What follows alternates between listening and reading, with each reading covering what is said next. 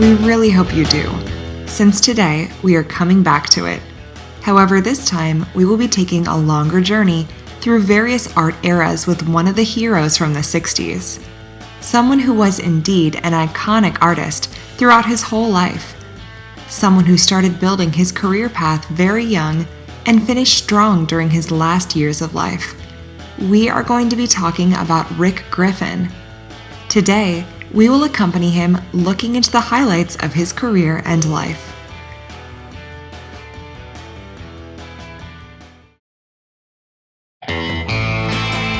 Rick Griffin was born on June 18th in 1944, Los Angeles. He grew up in a pretty standard family at that time. His mom was a housewife and his dad worked as an engineer. He also had an older brother. The whole family often took long drive trips. Of course, anyone would be bored with such drives, so Rick would usually bring a couple of comics with him on the ride. Comics, especially the weird and horror kind, captured his attention from the very childhood. However, that was not his only hobby. At the age of 14, Rick learned to surf and got obsessed ever since. Of course, when individuals, the one that can interpret their thoughts and convert them into visuals, drawing, pictures, get another addiction. Such individuals usually end up illustrating their favorite activities and deeds in their work. Rick Griffin is definitely not an exception. He started drawing little pictures of surfers in his free time, then started completing his classmates' requests for a nickel, started drawing on their shirts and notebooks as a true designer. One of the comics he once picked up in a drugstore inspired him to draw his own graphic novels. Rick started out with a comic about a surfer, Murphy, that looked a lot like himself. This part of his biography is already quite cool, yet it is going to sound even better when we tell you that he did not only do it for himself. He was hired by John Severson, the founder of the Surfer magazine. In most of the comic panels he created, people started to notice typos and misspellings, which he did not plan to correct. Instead, he decided to make them his own quirk, a signature gesture.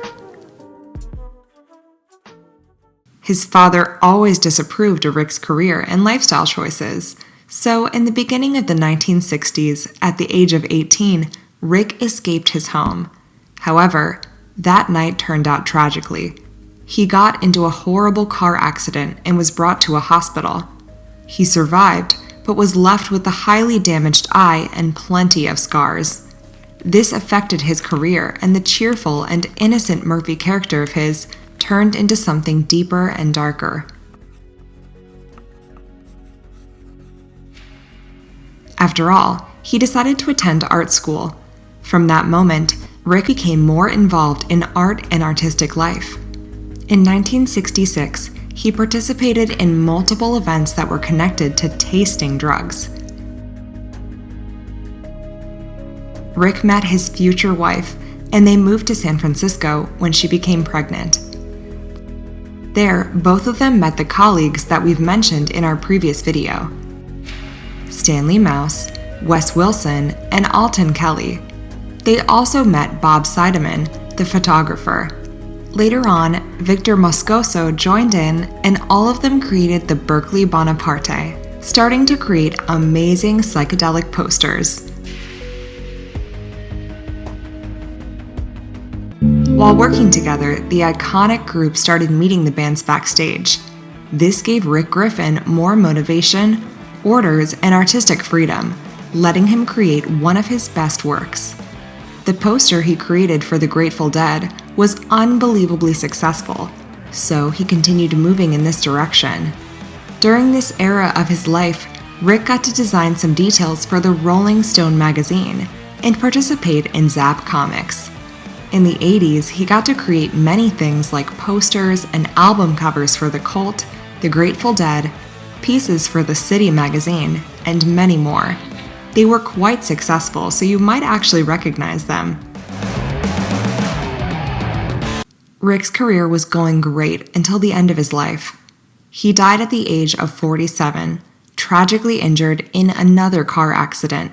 the one that he could not escape this time. His work lives on, though, and we won't let him be forgotten.